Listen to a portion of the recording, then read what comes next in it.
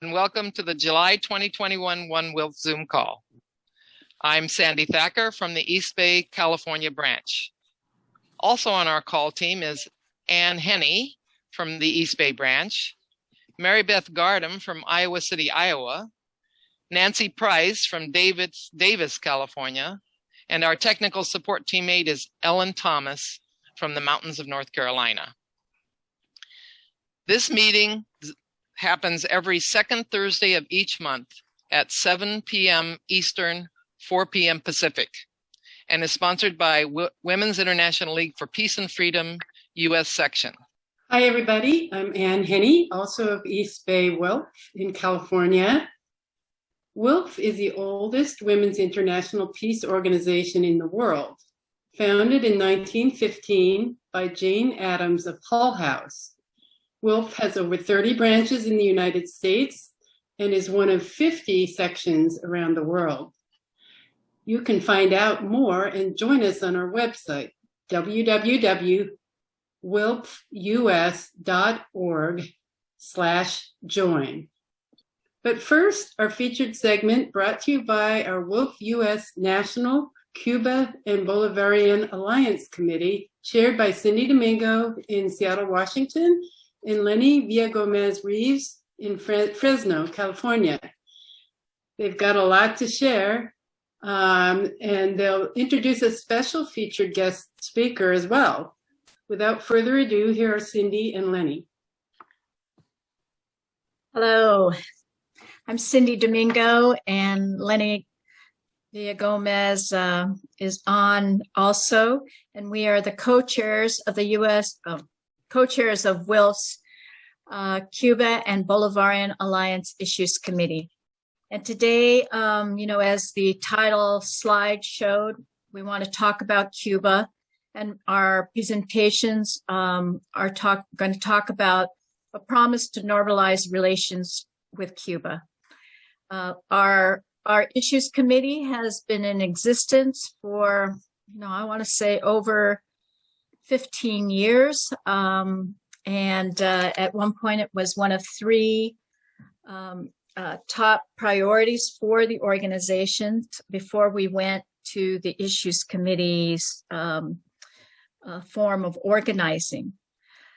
But we were happy to see many of you here today, and also we feel that this issue is very important because during the 2020 presidential election, campaign, Joe Biden pledged to return to the Obama administration's foreign policy of re-engagement with Cuba, including reopening travel by U.S. peoples, allowing U.S. Cuban families, especially, to send money to their loved ones, and reopening the U.S. Embassy in Havana.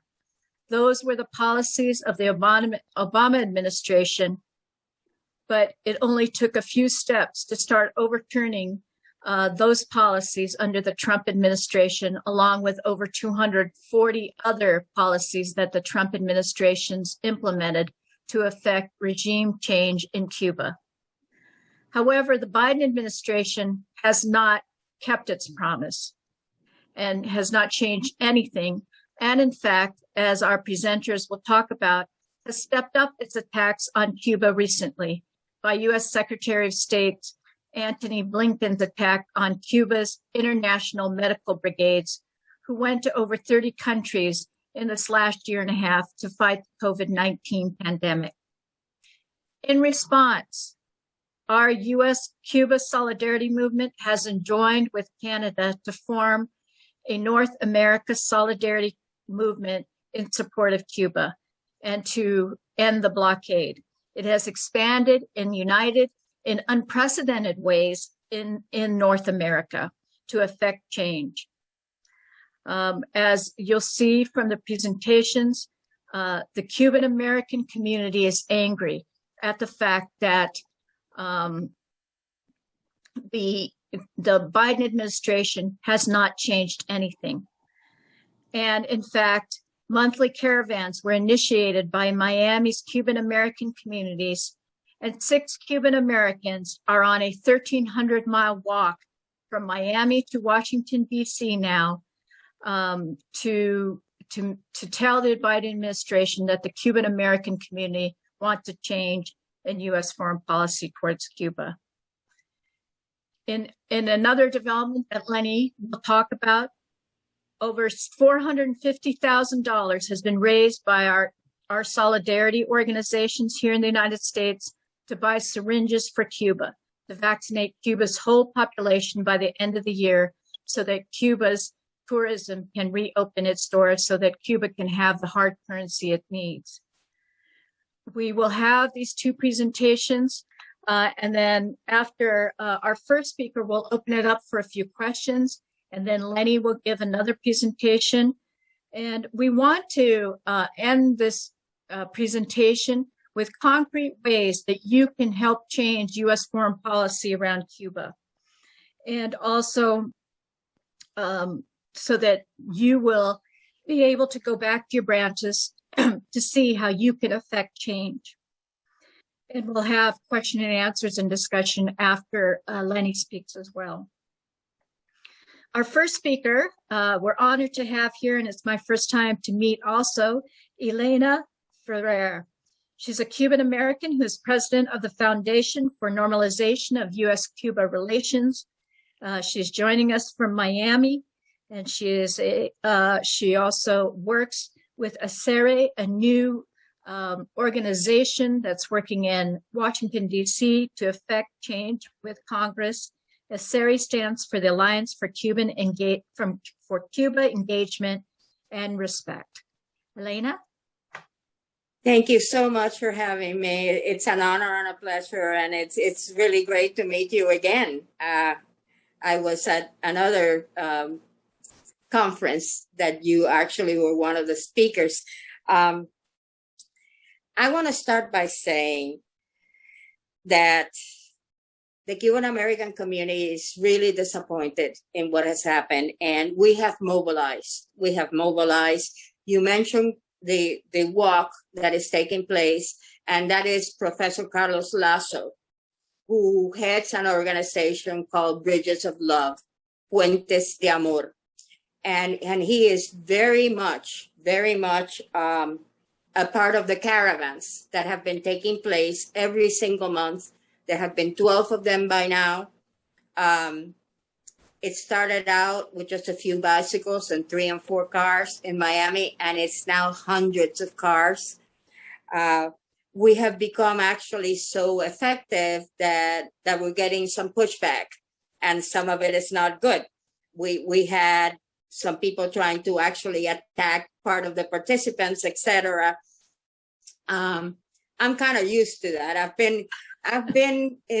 been around this since the Pope John Paul's visit to Cuba. So, we're kind of used to it in Miami. Things have changed, though.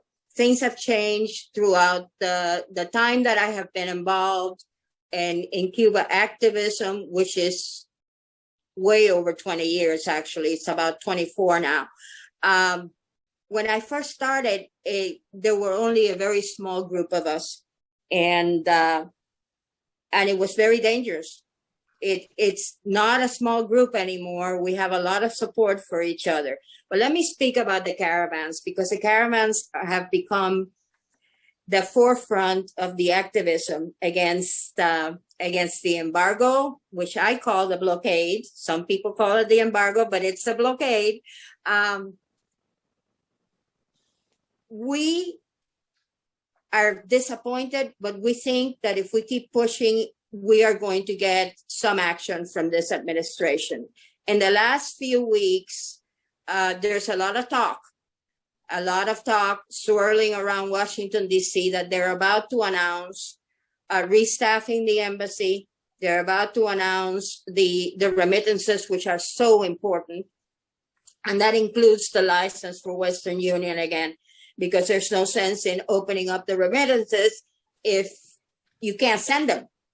You can't send them, and opening up the rest of the airports, which to Cuban Americans is so vital, because if you have family in Santiago de Cuba right now, to get from Havana, which is the only airport that is open right now, to Santiago is outrageously expensive and almost impossible. And so a lot of people haven't seen their families for quite a while, not just because of the pandemic, but because of these measures. And as you mentioned, Cindy, there were over 240 of them. And the last one was the kicker, when they put Cuba back in the countries that sponsor terrorism just a few days before the end of the administration, just a few days before Biden take over. And to me, it's outrageous that they haven't moved to take Cuba off that list. So we have been doing a caravan at the end of the month, every single month. I'm also with an organization of my own where I do a YouTube presentation called Here with Elena, Aquí with Elena, every single week at the end of the week. And we have covered each and every one of them. And there will be, when Carlos Lasso arrives in Washington, D.C., and anyone that can possibly go ahead and be at Lafayette Park on the 25th of July at 2:00 in the afternoon, there's going to be a huge rally where we're going to welcome Carlos at the end of his walk, and we're going to be there across the White House demanding that they fulfill the campaign promises that they made. The Cuban people are suffering. They're suffering. And to have this going on during a pandemic is cruel. It's against everything that the United States is supposed to stand for. And it doesn't help. It doesn't even help the policies that the United States claims that they are so in favor of. Before Trump, there were so many small businesses that had sprung up all over Havana. There was so much hope with the people. I was there shortly after the Obama, shortly after Obama was there, I was there. And people were so excited about the future and about hope, and so wanting to have this contact with United States citizens. The cruise ships had started to dock, and the older section of Havana was filled with Americans that were interacting with Cuban people. It was actually an amazing time. And what we were hoping is that we would go on from there with the Biden administration, that he would immediately reverse the cruel policies that Trump had enacted, and then would go forward from that. So we're pushing for that. We're going to continue to push. We're not going to forget about what he said he was going to do. And we want your support. We want your support. And if anyone is around Washington, D.C. on July the 25th, join us in Lafayette Park, and let's really let this administration know that idea that they have the Cuban votes in Miami because they're not doing this, because they're keeping this policy, that's a myth. We are a lot more. There's a lot more Cuban Americans that are engaged with Cuba and want this to end than there are Cuban Americans who do not. And I think I'm going to stop because I would really love to get some questions. Okay. Thank you, Elena. If we have time right now to take a couple of questions for Elena, and then we can move on to Lenny. Any questions? Oh, okay. I see one here. Teresa. Hello. Hi, Teresa. Good to see you. Sorry, I missed the last meeting of the committee, but I have a friend, Afro-Cuban, who describes himself as staying just under the radar of the Gusanos in Florida. And I'm wondering if Elena knows Alberto in Jones. He was a veterinarian, and he was I have been a friend of Alberto for over 20 years. I love Alberto. I love Alberto. But he's getting quite elderly. You know, he's over 80 now. I know. When was the last time you spoke with him? Because he was doing quite a bit. I went to Tampa when they had the first caravan a couple of months ago. We covered it for my YouTube, and he was there. He drove to Tampa, and he was looking quite well. I know that he's elderly, and I mean, I don't even like to use that word. I know he's 80, but he was his old self. He was his old self. He was part of the caravan, and I was so happy to see him. Well, he's our honorary board member on the board of the Southern Anti-Racism Network. At our 20th anniversary, he drove up to Atlanta for the board meeting. And when I asked all the board members to come up front, then Alberto came up front. I said, Alberto, would you honor us with being on the board? And he went, absolutely. So he is on the board of the Southern Anti-Racism Network. I've known him. We met at a reparations conference some time ago. I think it was in 2001. And so we've kept in touch over the years. And anytime I call Alberto saying, I need you to come speak, I need you to come offer something, he always shows up. He is an amazing man. Thank you so much. Man. Thank you. Thank you. Any other questions before we move on to Lenny? Says, are other countries able to fly into the provincial airports? Is it just the US that is not able to fly into the provincial airports? It's just the US. It's just the US. Some other countries were not able to while the airports were closed because of the pandemic, but they have started to reopen again. I know Matanzas is open. And so, yes, Copa from Panama, I believe, is not only flying to Havana, but to other airports as well. Okay. All right. So I think we'll go ahead with Lenny's presentation. And Lenny is the other co-chair. And I'm so happy that Lenny is here, being the co-chair, because I call her our expert on Cuba, because every day she reads about Cuba on the news and the news in Cuba. So take it away, Lenny. Well, it is true. I do read Granma every day. I look at Cuba Debate. I've got friends in Cuba I am WhatsApping with on a daily basis. But the only real experts on Cuba are in Cuba. So let's start with the good news. I'm really going to do my very best to share a screen. This is not something I've practiced a lot, but it looks like it's working. Is it working? Working. All right, Cuba's medical solidarity. Let's start with the good news. The Cuban vaccine, Abdallah, it's not just a vaccine, it's a vacunazo. It works at over 92% efficacy with the 3 doses over 4 weeks, and it's approved for use. Yeah. And the president of Cuba is affirming the decision of the Cuban people to continue their medical solidarity, already really strongly expressed in medical brigades and in the Latin American School of Medicine, by extending access to the Cuban vaccines to countries that can't afford the vaccines developed by the world's great powers.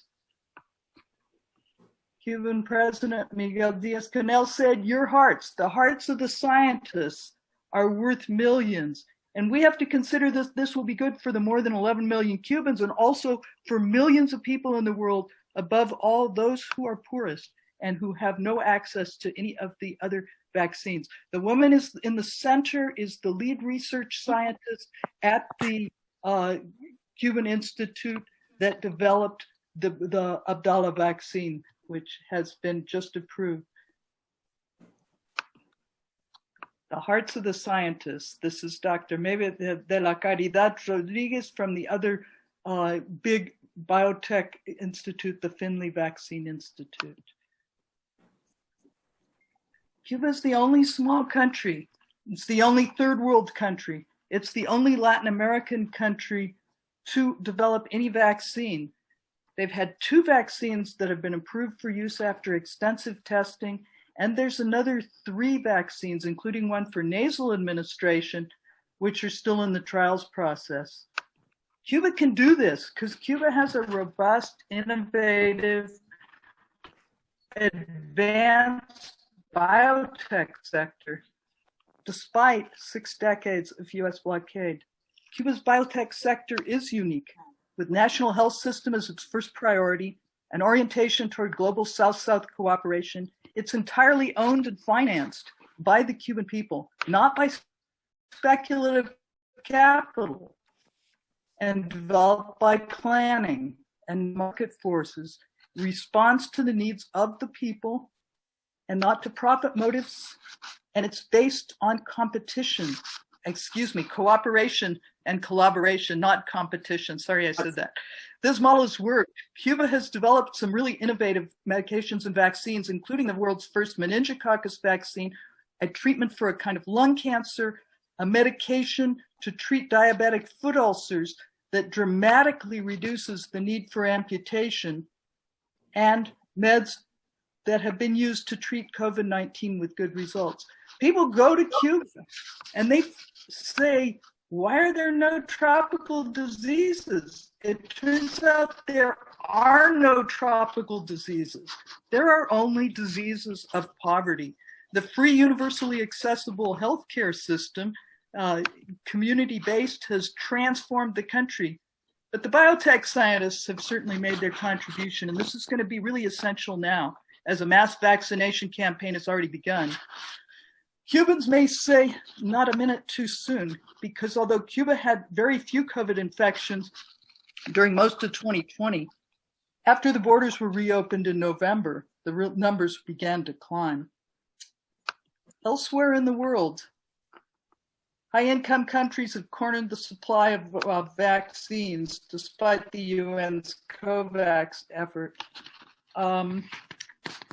We funneled, billions of public dollars to private pharmaceutical companies, and we've got the vaccine. The pharmaceutical companies have the profits.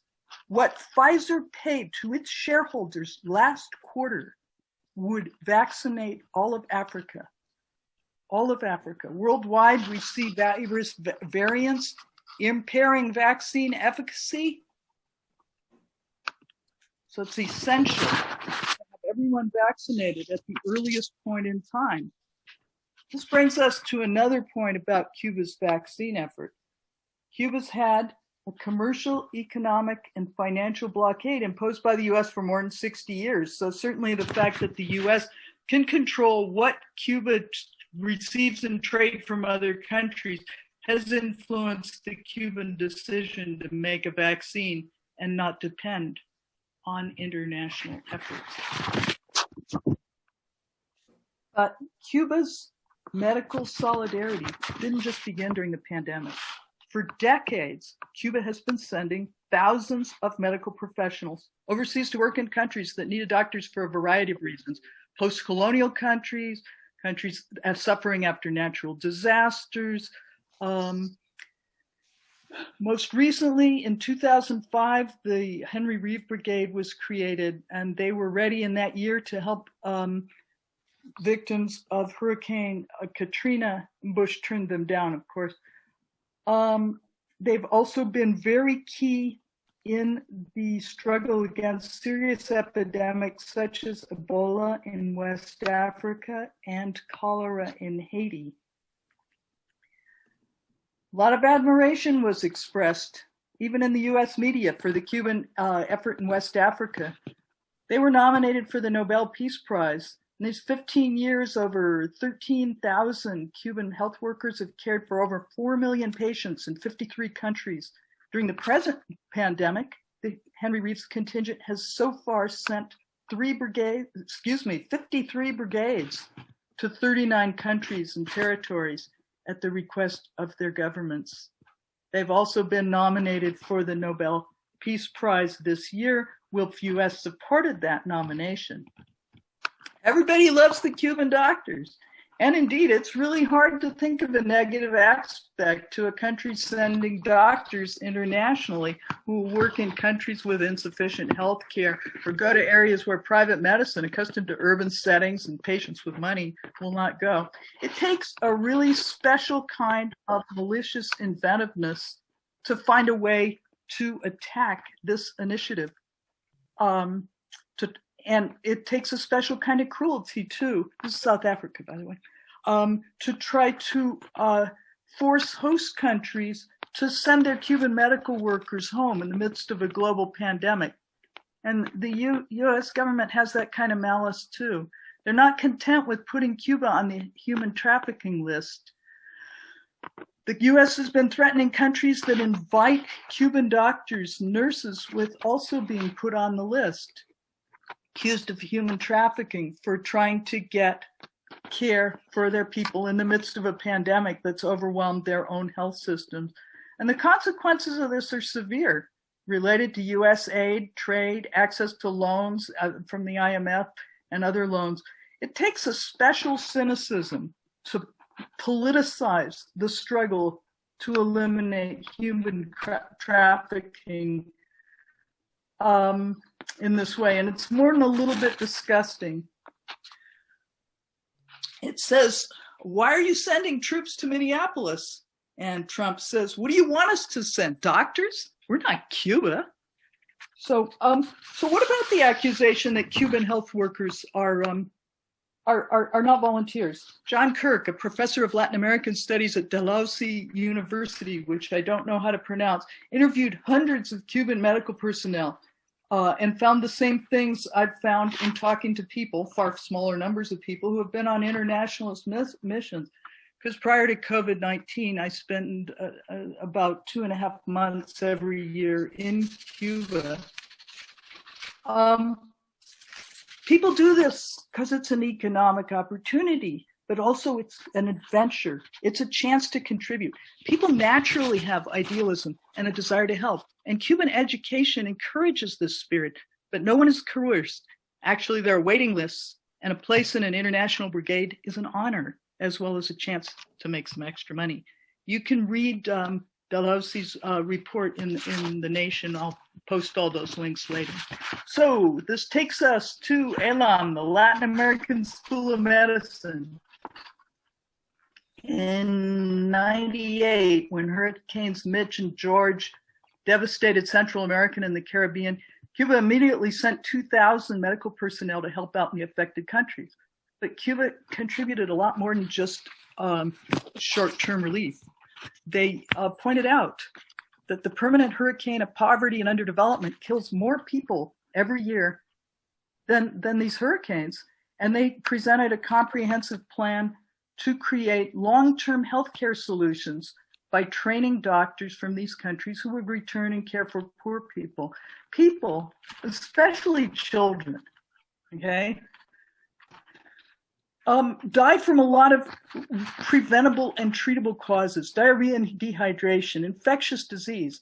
And as Fidel said, it really wouldn't be so difficult to save these babies' lives. All that would be required, is the medicines and the medical personnel and the political will to want to help. So Cuba offered 500 full medical school scholarships a year to students from the countries affected by the hurricanes. The only condition attached was that the students had to make a commitment to return to their home countries where they would provide medical service to the communities where they were most needed, the poorest, the hardest hit, the most remote communities of their home countries, like a reverse brain drain. And this is why it's called the Latin American School of Medicine. But other countries heard about the program and inquired about sending their own students. It quickly grew to include students from 30 nations of Africa and the Americas, and now includes students from 124 countries. But how did the US get in there? The man on the left is from Palestine, the man on the right is from South Africa. This is a class on environmental medicine. So how is it there are US students studying medicine in Cuba? In the year 2000, a Congressional Black Caucus delegation was visiting Cuba. Representative Benny Thompson from Mississippi commended Cuba for all that they've done for the healthcare of the world, and he said, hey, in my district, we have third world conditions also. And Cuba offered to extend full scholarships to the Latin American School of Medicine to U.S. students, most of them people of color. Go back to that last slide. Here's the graduating class from the U.S. Most of them people of color who come from poor backgrounds and would have no chance of becoming doctors in the U.S. medical educational system. To date, there are 208 ELAM graduates. I know, I had to put a hero shot in there. There's me and Benny Thompson and a couple of ELAM grads and a from Chile. So do you know a young person? Do you know a young person who wants to become a doctor in order to serve their community, but doesn't have the money for a U.S. medical education? It's possible to go on full scholarship to ELAM if you meet the requirements, and I will put the info in the chat later. ELAM, it's amazing. It's the biggest medical school in the world. So that takes us to, in Cuba, there are problems and there are shortages. And most of the shortages are the effect of the U.S. blockade, which prohibits trade with Cuba, with the penalty of seizure of a company's U.S. assets. Any company with a U.S. affiliate can be prevented from trading with Cuba. And this includes pharmaceutical companies. Any medical device with any component made by a company with a U.S. affiliate can be prohibited from being sold to Cuba. Blockade prevents medicines, including antibiotics, pain meds, chemo drugs, pacemakers, heart valves, surgical tools, MRI machines, and even medical books. I cannot mail a medical book to Cuba, even prior to the pandemic. The blockade nominally excludes medication and medical devices, but only under a system of licensing that's really complex, laborious, time-consuming, and that is often denied. I will tell you that I do not feel happy being responsible for a policy this cruel and this immoral. This is my compadre Carlos, developing x-rays by hand. Talk about shortages. When did people last do this in the US? Like 1950?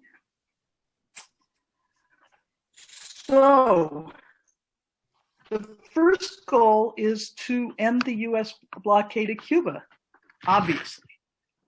Meanwhile, let's donate to the syringe campaign. Cuba has 11.3 million people, but plans to produce 100 million doses of vaccine to meet its commitment to sharing its low-cost vaccines with poor countries in the developing world. But Cuba needs to get fully vaccinated first, and there's a shortage of syringes in Cuba, and the shortage is due to the blockade. Now, at this time, when the syringes used for vaccination are in high demand and short supply everywhere, suppliers don't want to deal with the U.S. government threats, hassles, fines, and sanctions involved with trading with Cuba. Cuba's short about 20 million of the 30 million syringes it needs. Our goal is to raise $150,000 to purchase and send 5 million syringes to Cuba, and we're close. This campaign is sponsored by the Saving Lives Campaign and by the National Network on Cuba, which WILPF US is a member of, together with Global Health Partners, which does have a license for this campaign. By getting syringes to Cuba, we can show gratitude to Cuba for the help and solidarity they've given so many people in so many places worldwide. We can help Cuba, and by helping Cuba, we can help everybody in the world, not every single body, but people all over the world to be healthier and safer. And donations to the appeal can be made at Global Health Partners. We'll put it all in the chat. The link, the address for you people like me who like to go ahead and use checkbooks. Federation of Cuban Women is the Cuban equivalent of WILPF. This is an FMC meeting. And you know, life goes on, even in the middle of a pandemic, these kids are my ahijados. They're my godchildren. I have another one, but I don't like him as well as I like those two. And that's the baby. So come on, how could you, how could you even think of trying to hurt these people?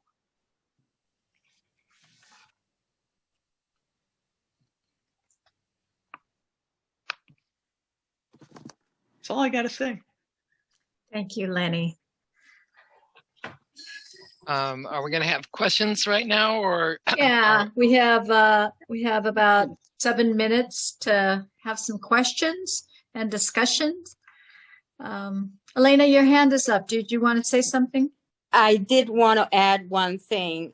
Okay. Not only, I think we need to understand that the United States would also gain a lot by having closer ties to the scientific community in Cuba, because there are medications in Cuba that could save a lot of people in the United States. To begin with, almost no one loses a limb in Cuba because they have an ointment that they use on diabetics that have sores that is amazing. And the U.S. does not have access to it. So it's a two-way street. We would gain a lot also. Lung cancer, meningitis, I mean, the list goes on and on. We would gain a lot also. It's not a one-way street. And as far as the syringe campaign, I wanted to let you know that we collect money to send at every caravan, and we'll be doing it again in Lafayette Park. Good. Thank you. So Darian and then Nancy. This is Darian. I couldn't help but notice that many of the scientist people were women, which seems to me to be somewhat different from what we see in the United States. I wonder if you could talk about those kinds of opportunities in Cuba. Lenny, you want to do that?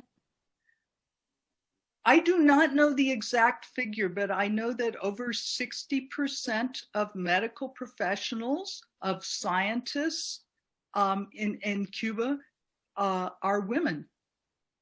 I could find you the exact percentages, but I don't have them in front of me, and I'm a little hyper right now between presenting and the earthquake.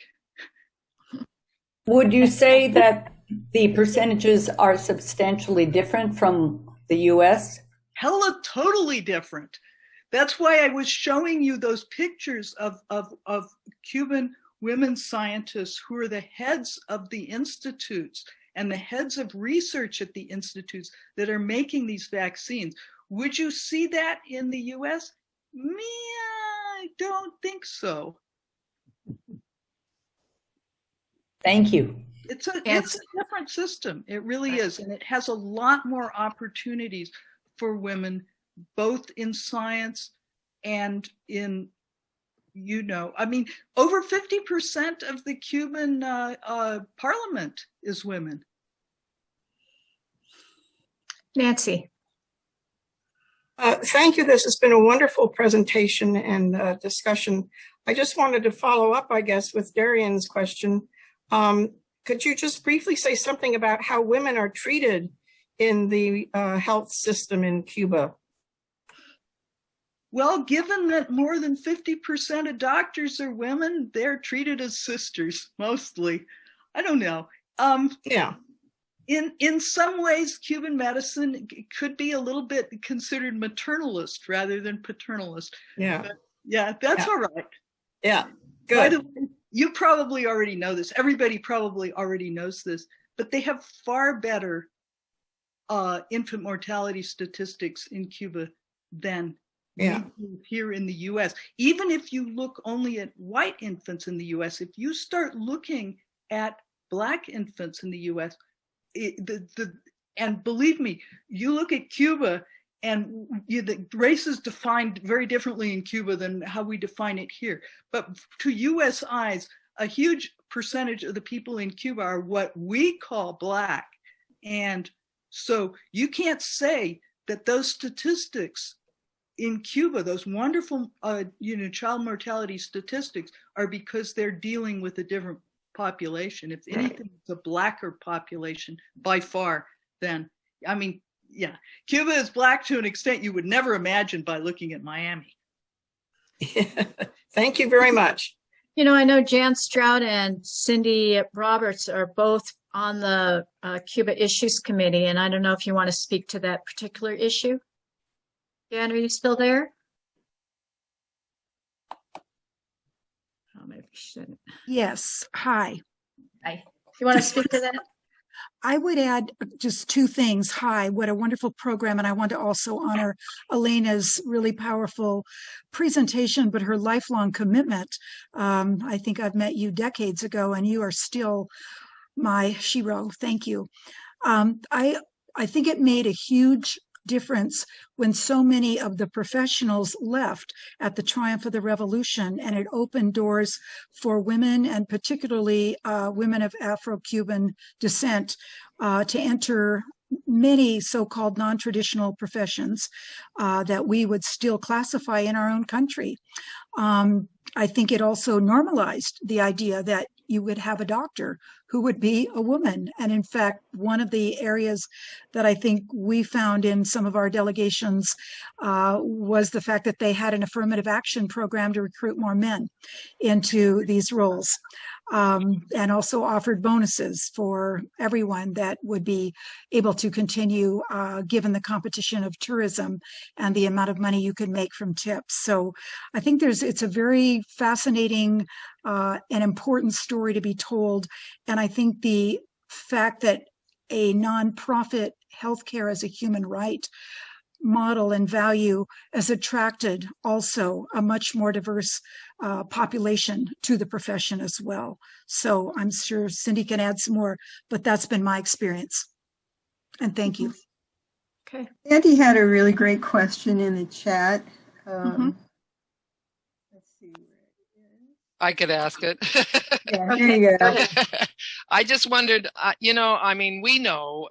a few people on this call know the contributions of Cuban doctors and nurses and the work that's being done on vaccinations. But when I talk to even progressives, a lot of them don't know that they've developed vaccinations, and certainly most Americans have no idea of those kinds of very important, I think, sympathetic kinds of issues that I think Americans would be sympathetic to those issues if the word could get out. But obviously there's a lot of reasons it's being blocked. But have you found ways to get the word out about what is actually happening in Cuba rather than the propaganda that goes out?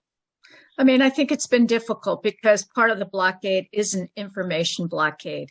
And a lot of the traditional media does not cover it. Obviously, Democracy Now! Has good coverage every once in a while. And so we really have to use our alternative media. There are on YouTube, there's a series of 3 videos called Belly of the Beast and on Cuba that are excellent, shorter pieces that can be used to educate people. That's why I think and we have been trying to pass resolutions in various cities for medical cooperation and for people to learn about the what Cuba has done for developing countries in terms of healthcare as a human right.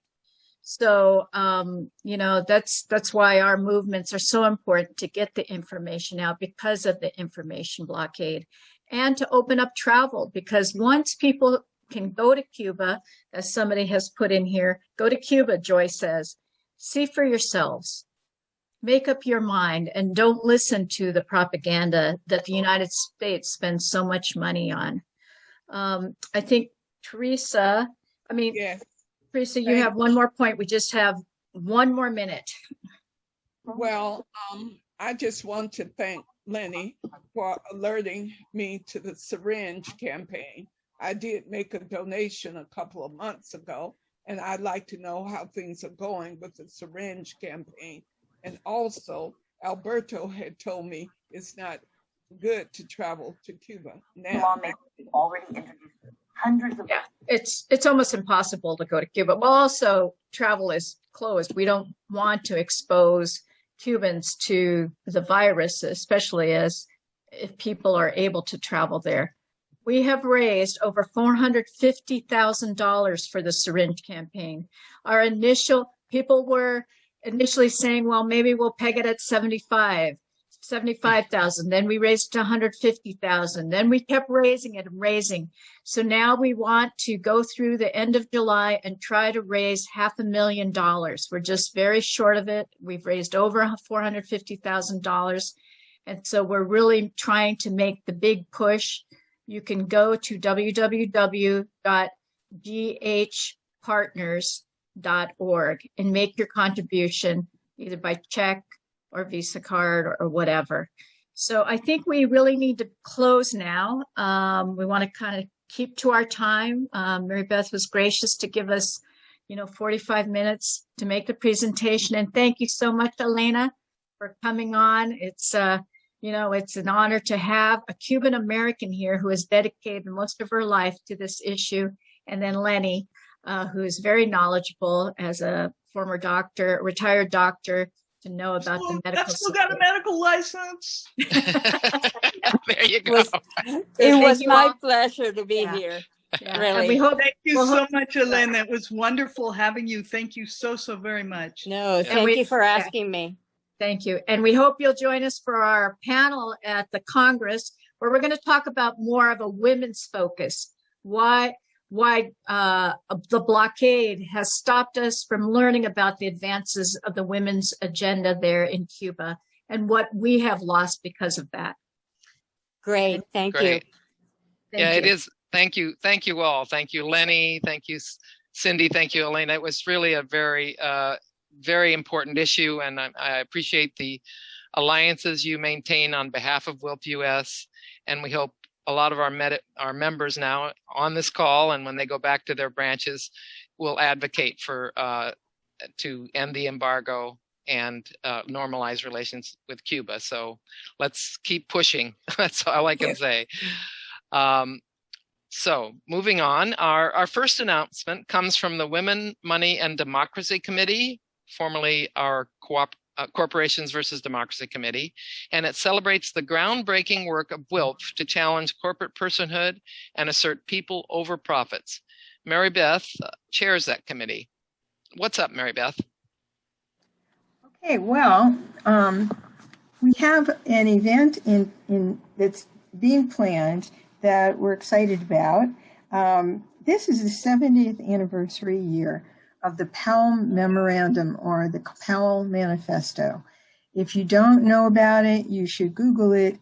It was a roadmap drawn up in 1971, which was the roadmap for corporate America to really clamp down on progressive movements and activists and democracy. We're living with the repercussions of it. And around that same issue, much of the earliest work that WILPF did on challenging corporate power is aligned with many of our allies that are working on this issue. Back in the day, in the early 2000s, you'll remember all the great materials that WILPF produced, the corporate Challenge Corporate Power, Assert the People's Rights course, the timeline of corporate constitutional rights, and the many great plays that Jim Allison wrote. Around 2000, the same time that we were working so hard on these things, a film came out called The Corporation. And our own Mary Zeppernick was featured and interviewed in that film. It was produced and directed by Joel Bakken. Well, he's kind of disgusted that things have only gotten worse, and he just produced and directed a new documentary called The New Corporation, The Unfortunately Necessary Sequel. And WILPF has been able to procure a premiere pre-screening of this film, which is very exciting. It's not out yet among the public. And starting July 18th at 7 p.m., WILPF US will be hosting a screening of the new corporation, The Unfortunately Necessary sequel. And the documentary will be available to watch during the 72 hours from July 18th at 7 p.m. through Wednesday, July 21st at 7 p.m. We invite all of you to join that film viewing, and there'll be a way after that to meet with Joel Bakken himself, the executive producer, and the co-producer, Jennifer Abbott. And they'll be talking about why they reissued this documentary and what's happened since the original one, and the impact that the films have had. And immediately after that, we'll have a panel discussion with the corporate power authors, including Virginia Rasmussen, Jan Edwards, possibly Molly Morgan, and Jim and Tommy Allison. If you if you remember that course, which is still relevant and still really important, you'll remember the incredible work that these folks did. And it will be so good to see them again and hear what they think about what's happened since they completed that work. I also wanted to note that on Friday, August 27th, we'll be kicking off our series of webinar trainings for public banking activists. That's co-sponsored with An Economy of Our Own, and it'll really offer some great training. Because we're not going to have a One WILPF call in in August because of our Congress, I wanted to make sure that you had that date, August 27th at 8 p.m. Eastern, and you'll be getting more information about it. And just for the last few minutes, in our June call, Women, Money, and Democracy presented information about caring wages. And I just wondered if we could take a quick poll of folks. Have you had a chance to think more about that? Have you talked to your branches about what you might be able to do to follow the activists' actions that were recommended?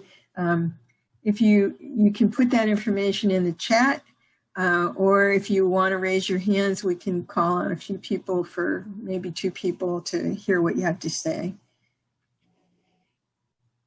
Well, San Francisco, not part of our WILPF group, but San Francisco has a strong presence of a couple organizations, more than one, that are doing this area of wages for caregivers, and also they have a program.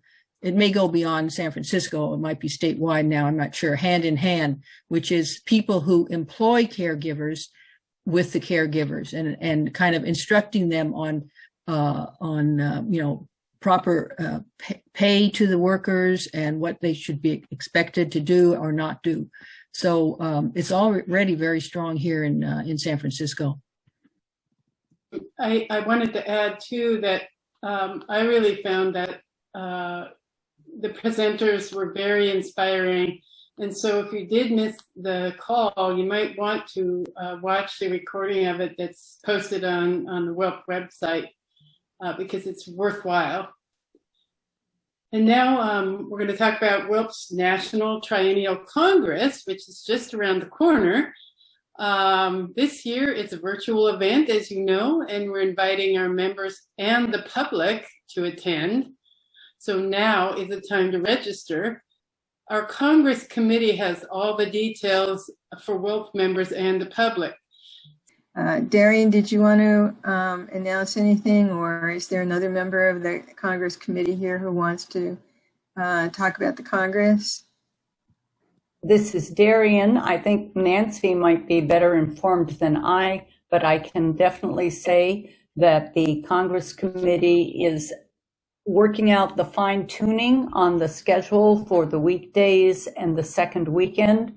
It's quite an undertaking to balance all the numbers of presentations of different lengths and to try to have them in some coherent sequence and fit them into the time available. I want to just alert people that we have an action-packed Congress starting on Friday, the 13th of August and continuing through Sunday, the 22nd. On the weekdays, Monday through Thursday, it will just be for a couple of hours or so in the evenings. Weekends will be a longer session. Now is a good time to make sure your laundry is done, your floors are clean, so that you can really steep yourself in a fantastic Congress experience. Wonderful, educational, informative, inspiring presentations, including Vandana Shiva and Baud Marlowe, Paul Cavell, who wrote Uprooting Racism, lots of good stuff. So an e-alert went out with the Congress information that's now available on the WILPF US website. If you go to, and there's the old logo, and it has the e-alert you can find if you look at the bottom of the WILPF US homepage under resources, for the archive of e-alerts. It came out, I believe it was either earlier this week or last week. Thank you. And if there are particular questions, I may be able to answer them. I will just say that we're anticipating that there will be the opportunity to submit resolutions. Information about that will come out probably in August, but you can start getting your resolutions busy. Thank you. Cheryl had a question about when the times of the schedule will be given. That's what the Congress committee is working on right now. I expect those to be ready within the next 2 to 4 days. Okay, and the website, the web page for the Congress does have a place for you to register. It's not too early to register, and you might even consider making a donation in addition to the very modest cost of $30 for 2 weeks packed with webinars and panels and keynotes and plenaries. If you do donate a little more, it can offset the cost of others who can't afford to come, and it can also help us cover our technical costs for the Congress. Great. Well, as you can hear, the Congress is going to have a lot of amazing speakers and panels and workshops, and so now's the time to register so you can participate in all kinds of webinars and panel discussions. Sandy? Yes. I just want to add one more very important thing. Mm-hmm. The Congress committee has deliberately made the lowest ever Congress registration cost of $30. And that is specifically so that WILPF members can invite their political friends and allies and say, it's $30 for 10 days or more. Right. Please register. So encourage your friends to learn about the Congress. When the schedule gets out, that will be a great time to show it to them and watch their eyes go wide. Thank you. That's a great point. Yeah, it's exciting to be on Zoom because it's going to be able to draw, a lot of people who wouldn't have been able to come to a live Congress will be able to participate in all kinds of ways. So it's exciting in that way that we can do that. And also, as Darian said, it's not expensive. And so you can encourage your friends and non-WILPF members to look at the schedule and see what they might be interested in. I just wanted take a minute to make a quick pitch. This is for one panel that I think we, before enlisting, which is a counter recruitment group, did a One WILPF call, if some of you were on, possibly. And we're doing a panel during the week. It's not clear exactly when yet, but you can look it up. And we basically want to do this as a follow-up to really, if any members are interested in maybe doing some counter recruitment work in the schools, that we're going to talk about the nitty-gritty of how to do that and walk you through our website and show you what resources there are and try to get people as involved as possible. So we're hoping that some of you will join us for that workshop. So now we have a Congress-related announcement from Nancy Price, co-chair with Randy Solik of the National Earth Democracy Committee of WILPF US. Go ahead, Nancy. Hello, everybody. I'm glad that Darian mentioned resolutions, because Earth Democracy will be submitting one for discussion and approval, whatever process that becomes, in relation to the United Nations Committee of Parties 26th meeting in Glasgow, late October, early November. As you may remember, Trump pulled us out of the Paris Climate Agreement of 2015. Biden has taken us back into that agreement. But one of the really outstanding issues is that the military was able to negotiate their carbon footprint out of being included in that agreement. So this year, there's going to be a huge push to get the carbon footprint of the military back in, to have that footprint recognized as contributing in so many different ways to the climate emergency that we're experiencing. So look for that. And let's be very clear that Biden's approach is a very moderate one, as he seeks agreement with the Republicans and is sort of running down the middle, because he still has not really come out strongly for green and blue, that is water, New Deal and the funding necessary. That's why Move the Money campaign is so important. And if you go to Common Dreams today, they have an article of what's called a fire tornado that took place on June 29th in Northern California, which is where the heat rising of the forest fire up there creates an actual tornado of flames, smoke, and debris that is lofted in a swirl of a tornado-like activity up into the atmosphere. It's absolutely terrifying when you look at it on the video that's on the Common Dreams website today. And that's what we can expect more and more. So let's get this resolution. Earth Democracy will get this resolution done, and then let's get it passed, and then we'll publicize it. Thank you so very much. Thank you, Nancy. It's also encouraging, you didn't mention this, but it's encouraging that the International Working Group, Environmental Working Group, is organizing to have a presence at COP26 in Glasgow. So thank you for your work to represent WILPF US at those international planning calls. I know most of them are really early in the morning. So, all right, so next we have a short announcement from Cheryl Spencer, representing the Disarm Committee. It's an important activist opportunity coming up in August. Cheryl, tell us all about it. Yes, thank you. With a deal of difficulty, we have managed to get the Google Doc open to everybody and editable by everybody. I kept going back and finding those settings and changing them.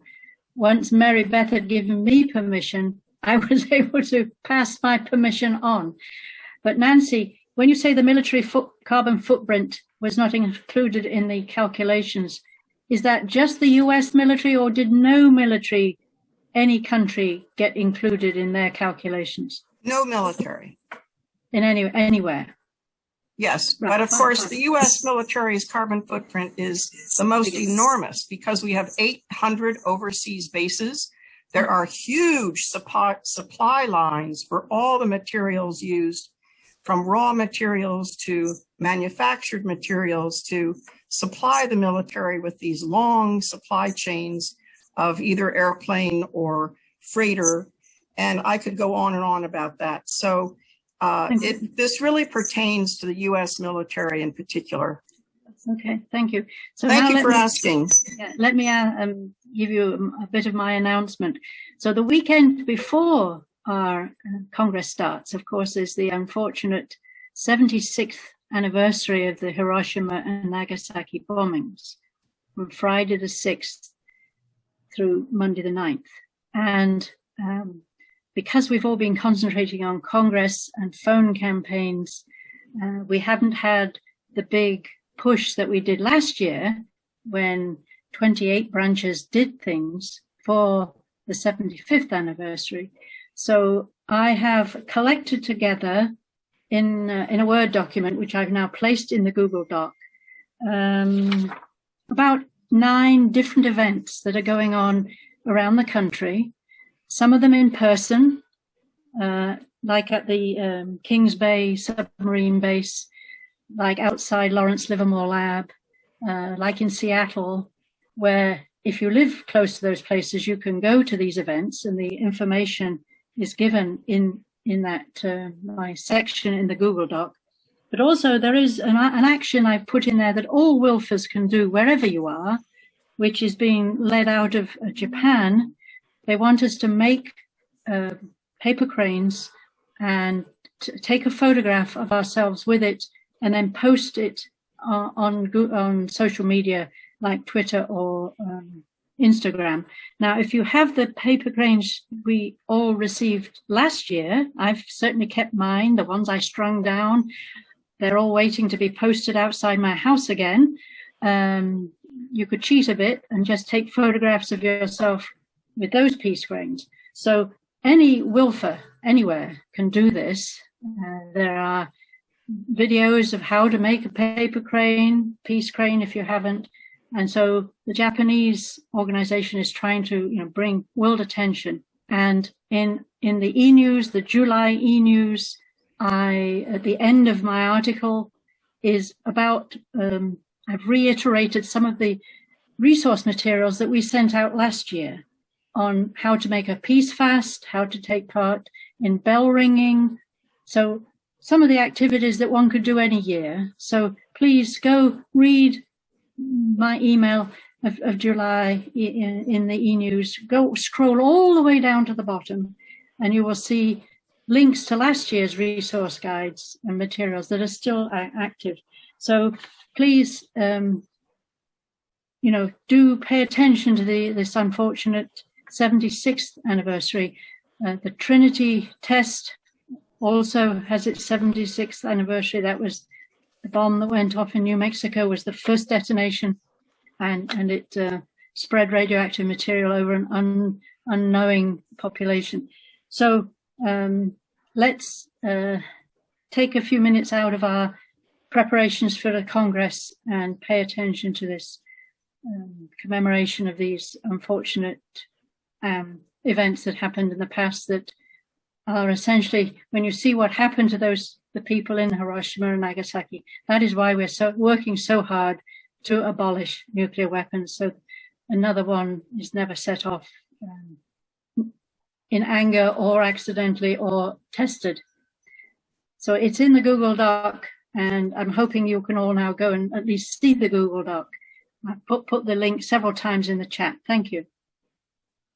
Thank you so much, Cheryl, for all you do. Our section president, Darian DeLu, has a series of announcements now. Darian, welcome. So I have taken the time to go ahead and post my announcements into the Google document, but I realize not everyone can see that.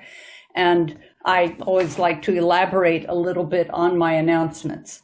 So I will stream through these as quickly as possible.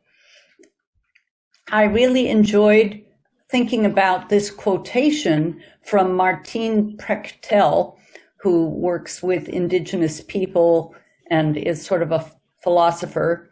He says, I have to scare you a little bit because the comfort you live in is too scary for me. And I think if we look around us, we might realize that a lot of our comfort is a little too scary.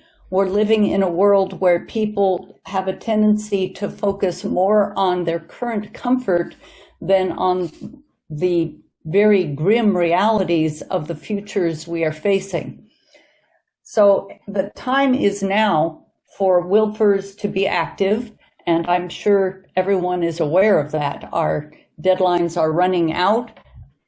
You've heard from Nancy, from Cheryl, from Mary Beth, and from others about all the different ways that help is needed in the political sphere.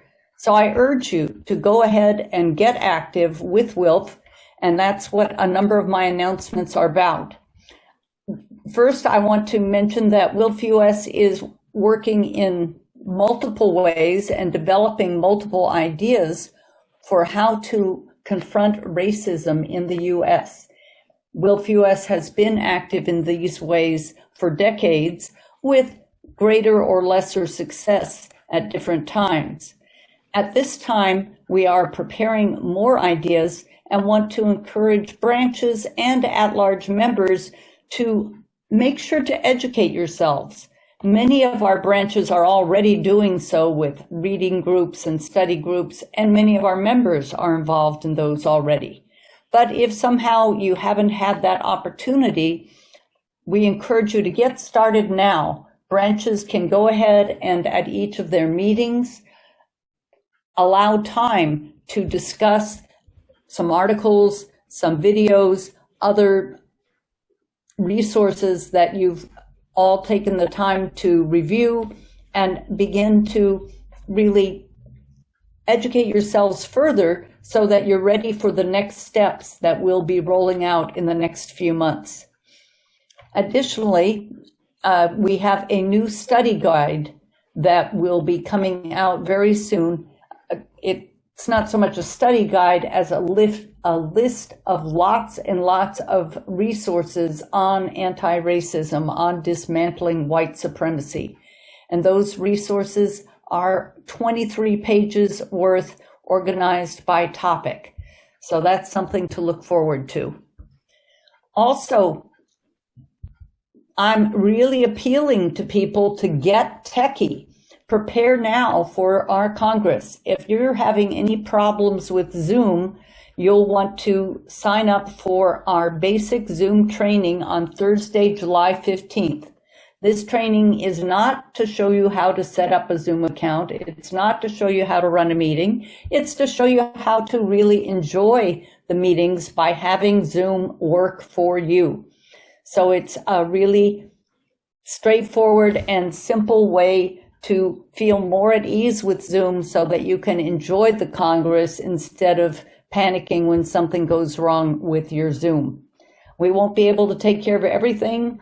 I have found that some people have very creative computers that give them more trouble than ever, but we will try to prepare you for the most familiar difficulties.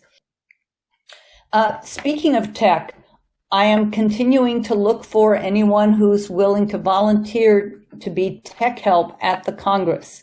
This is obviously for people who are fairly comfortable with Zoom, but you don't need to be a master. We're going to have, again, a 1-hour training, very different from the basic training, but we'll teach people the skills they need to provide the kinds of help we expect the presenters and sometimes the participants in presentations will need. We'll also have more advanced tech people available, and we hope to roll out some very user-friendly tech bells and whistles. So if you're interested in either working on the tech help team or just going to one of the trainings so that you can learn more about how Zoom works again, please go ahead and contact me to get signed up for one of the trainings. For all those who have contacted me already, thank you so much. I just set up the training times yesterday. These times are not firm. I have to make sure all systems are go, but I will be reaching out to everyone who has contacted me. So I've already referred to the e-news once with the article on making Zoom work for you. The e-news should be in your email box. If you're not getting the e-news, that's because either you didn't give us your email address or there's some problem with getting emails through to you. So you can find out what the problem might be if you first make sure you've provided your email address to WILPF US. And if you have, then you can email info@wilpfus.org to get a call back from Chris Wilbeck, our remarkable administrative aide. She will walk you through all the things that go wrong that prevent people from getting the e-news. Once you get the e-news, you will know what's going on in WILPF, and you will know a lot more than many of your friends about current events in the world today. The latest issue had information on Cuba, on Yemen. I hope that all of you have heard about the Golden Rule, the anti-nuclear sailboat that brings its mission of peace to different parts of the world. We have a lot of great work going on with the Poor People's Campaign and Disarm, and as Nancy was saying, Earth Democracy, to demand that Biden have some backbone to support the things he said he'd support, and moreover to support racial justice, oppose nuclear arms spending, and follow through on the infrastructure bill he proposed that makes caregiving part of infrastructure. So I also provided a link for how to find the e-news if you didn't get it. Our e-newses are in the e-news archives on our website. So if for any reason you don't get them, you can always find them there. You can access the e-news archives by going to the bottom of our homepage under resources in a sort of putty or pink colored area, depending on your computer's color rendition. You will find under resources the e-news archives. Finally, I want to remind people that there are lots of ways to step up to leadership in WILPF US. You can develop leadership skills. You can actually accomplish more of what you want accomplished in WILPF US by making it happen, or at least facilitating it. There are quite a range of committees that are open to WILPF members. Some of them have some prerequisites, others do not. There are issue committees, administrative action committees, which is to say the board standing committees, and a complete long list of different ad hoc committees. I am especially encouraging people to contact me about the social media committee. I would hope that every branch in the U.S. would have at least one member who is active on our national social media committee so that we can better coordinate the WILPF presence on social media and better understand social media, which is a bit of a challenge for some of us who are older and didn't grow up as electronic natives. So please contact me if you're interested in learning more about any of the national committees. And also, we are going to have WILPF elections coming up this fall, and now is the time to start informing yourself about the positions that are open. My time is up, so please contact me for further information. That's president@wilpfus.org. Thank you. Thank you, Darian, for all you do. What an amazing amount of work and leadership. Now I see that Joan Goddard is here, and she has an announcement about the evolving, reconstituted Advancing Human Rights Committee. Joan? Hello, everybody. Yes, in the Google Doc Textpad, it has the name of the committee, and that we're going to have some updates, and also my name and San Jose, California, and my personal email address. However, if you're not there, or if you just want to be a much easier way to remember, just remember that the address for the Advancing Human Rights Committee is AHR, the first letters of Advancing Human Rights, chair, as in chairperson, at WILPFUS.org. And those messages at this time are coming to me. In the future, they'll go to the new chair of the committee, probably in October or maybe before, who knows. The main things I wanted to say are that we've set up a series of end of the month, essentially, not the last day, but late in the month meetings. We had one on June 30th, and the next one will be on July 29th, which is a Thursday. And then also the end of August, the 30th, and the end of September, the 29th. So I will be glad to give you that information if you write to me at ahrchair@wilpfus.org. I've been trying to put things into to add my own comments, but so far other people are able to do that, but I'm not. So I've tried several times, and Cheryl's been trying to help me with it, but it's not happening. So these are what I want to do is to give you the subject areas that we knew people were interested in already for the Advancing Human Rights Committee revival. And then we also have, at the end of this list of 5 subject areas, other topics and concerns of people who want to get involved in the Advancing Human Rights Committee.